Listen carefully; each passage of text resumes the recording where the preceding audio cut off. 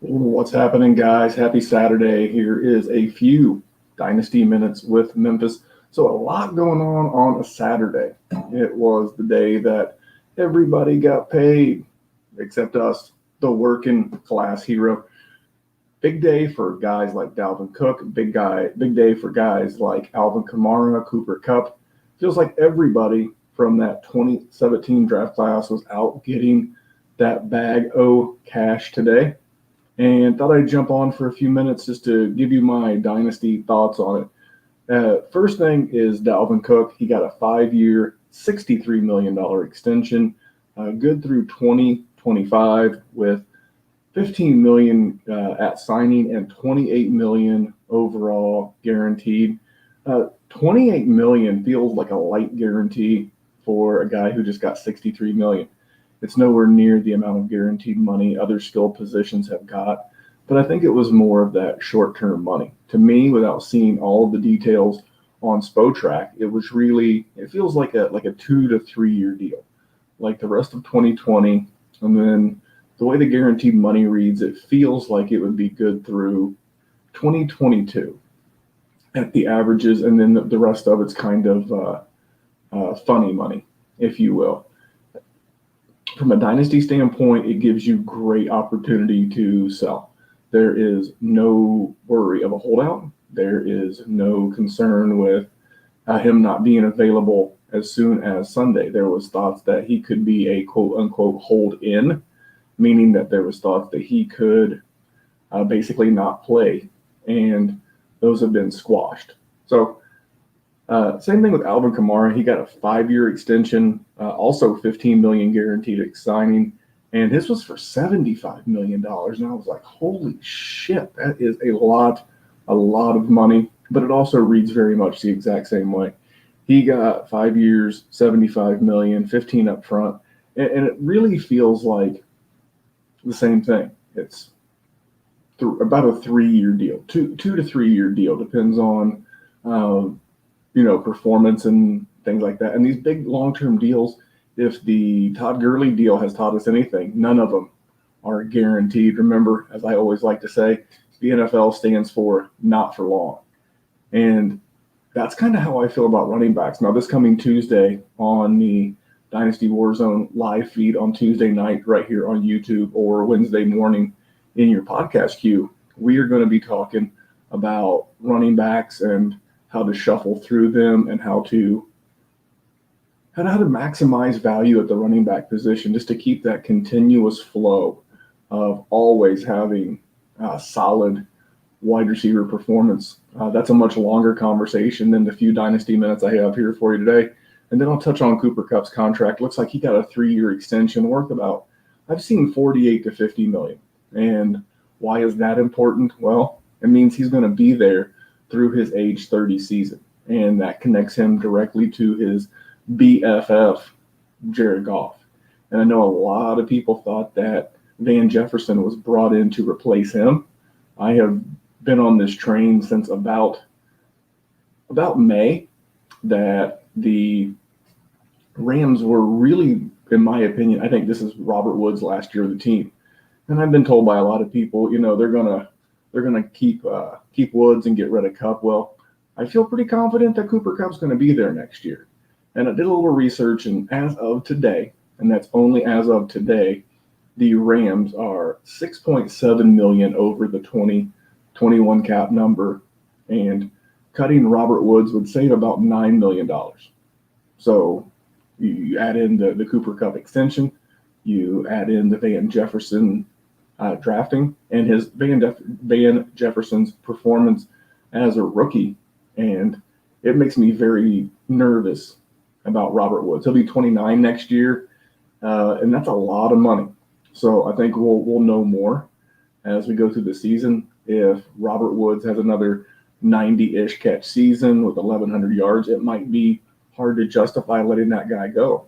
But we've also seen more trades in the NFL than we've ever seen before.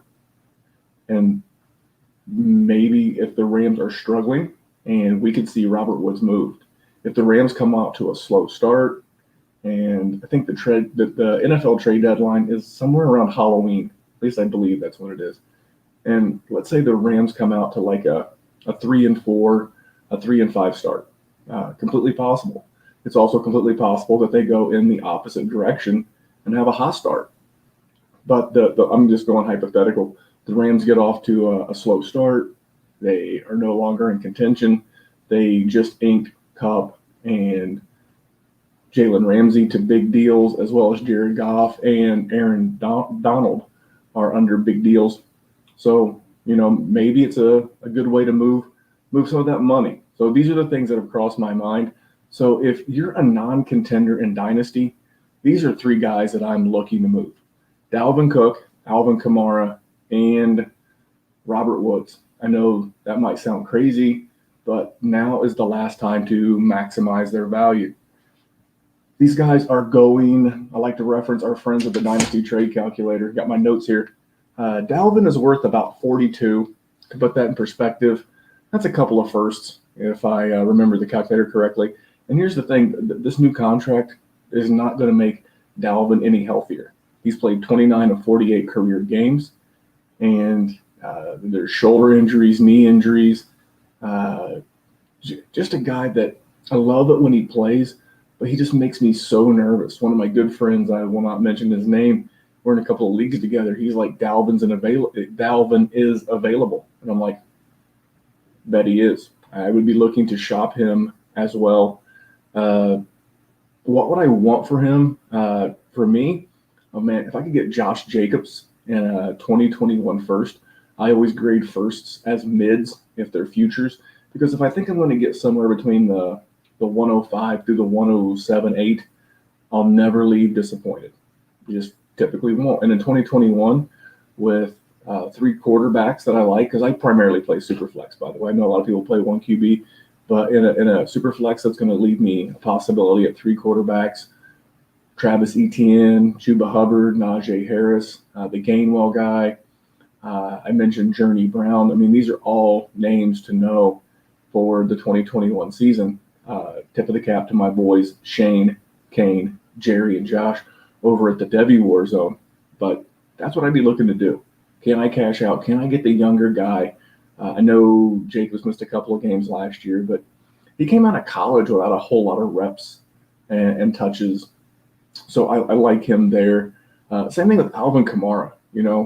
I was looking, what would I want for Alvin Kamara? You're not going to get Edwards-Helaire. His performance on Thursday night was pretty damn good, and that was without him catching the ball.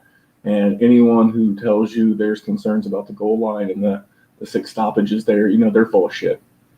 The Texans' front was pretty good. J.J. Watt looked rejuvenated. I mean, it is game 1. Give him a couple more. So you're not going to get Edwards-Helaire, but if before Sunday I thought I could get Jonathan Taylor in a first, I would even throw in like a second or a third with Kamara. But you win both of those deals. It's not that I don't like their talent, and I'll gladly take Alvin Kamara and Dalvin Cook in redraft, especially knowing there's no holdout and the potential to have huge seasons. I'm all about it. But long-term, in a dynasty standpoint, you've already got your 3 years out of them. If they're on your roster, you're getting ready to get year 4 out of them, and it's time to move on. Again, this contract does not guarantee Dalvin Cook's health. This contract does not guarantee that Alvin Kamara is going to have a great quarterback in the Sean Payton offense. We know Sean Payton has been very good for running backs of the Alvin Kamara type, Darren Sproles, Pierre Thomas. I'm drawing blanks on some others, but we don't know that the quarterback can execute that short passing game the way that Drew Brees has. We have no idea. I think it's pretty easy to tell that Drew Brees is going to ride off in the sunset at the end of the season, take a comfy seat in the booth, and then we'll know. So there's so many variables, and I won't even go into the epidural with Alvin Kamara. It looks like that's not as big of a deal as I initially thought. I just heard epidural. My wife got one of those during labor, so a little nerve rattling. But for me, it's a great opportunity to cash out on both guys. And then Robert Woods, yeah, we know he's going to ball, but if you're going to not be in that, at the end of the season, if you don't think you're a top 4 team, move him. There's no disagreement that Robert Woods is going to have a hell of a 2019. A hell of a 2020.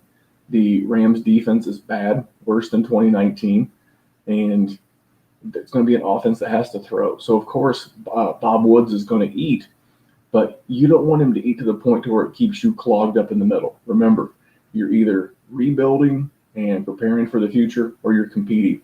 Being in that 5 through 7 range is just, it's dynasty purgatory. It's the one place you don't want to be. So that's my news of the day. And then a couple other quick nuggets. People love to compete, and I don't blame them. I'm a super competitive guy myself. But if you could catch a fellow owner slipping, Kenny Galladay's already ruled out, Miles Sanders already ruled out, and if you could trade just close enough of an asset to someone who really wants to win, maybe you know your league mates well, and you can say, hey, you know what, Kenny Galladay, I'll give you Tyler Lockett and a 2021 second for Kenny Galladay. You never know. Tomorrow around game time, same thing I said about Dalvin and Alvin. I like Tyler Lockett for this year. His contract also very cuttable. Now Seattle's not in the cap purgatory, the cap hell that the Rams will be, but I believe he'll also be 28, 29, which is not old, but once people get that stigma in Dynasty, man, it's hard to get that stink of ageism off of them, and so many people do it. We're already starting to hear about DeAndre Hopkins. He's 28. Man, 28's old. I mean, Julio Jones is still killing people, and he's 31.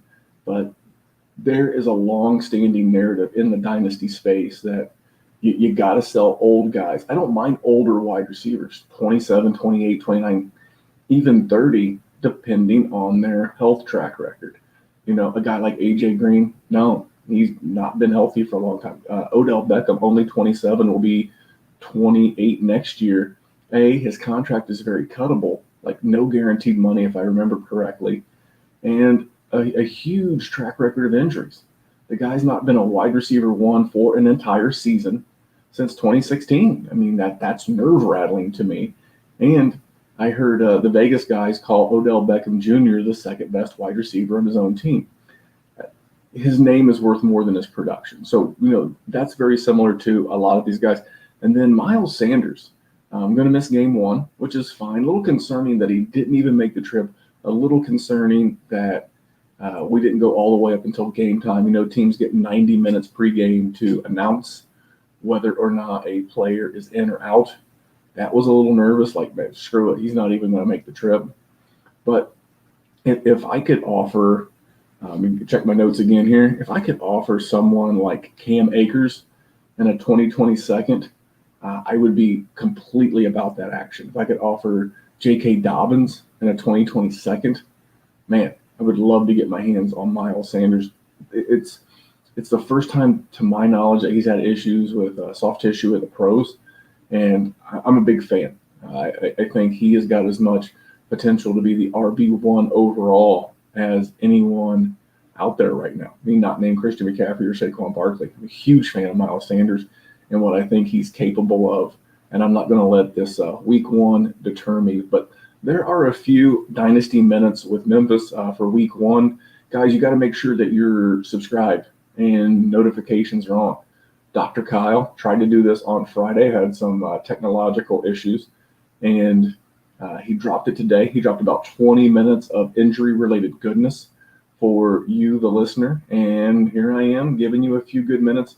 We're going to do a live Q&A tomorrow. I might be doing it from a lawn chair at my son's baseball game, but we're going to do a live Q&A from the YouTube. So again, if you're not subscribed, you're not going to get the notification, because we're not exactly sure what time we're going to go live tomorrow. It's going to depend on everybody's schedule. We got to get me, Dr. Kyle, Maddie Big Chest, and we're going to hop into a group setting and take your questions from live on the YouTube. So please subscribe. Please turn those notifications on and head over to iTunes and rate, review in the show. Remember, we're sponsored by mybookie.ag, Hate Brand Goods, as well as our Patreon and Trophy Smack. All of those links, all the codes are pinned to my Twitter handle at DWZ Memphis. If you're kind enough and have the need and the desire, man, check out our sponsors. Easiest way and the best way to keep this thing going. especially going at the rate we are. So have a great rest of your Saturday. Until next time, I am Memphis, part of the DWZ Sports Network. We'll talk to you soon.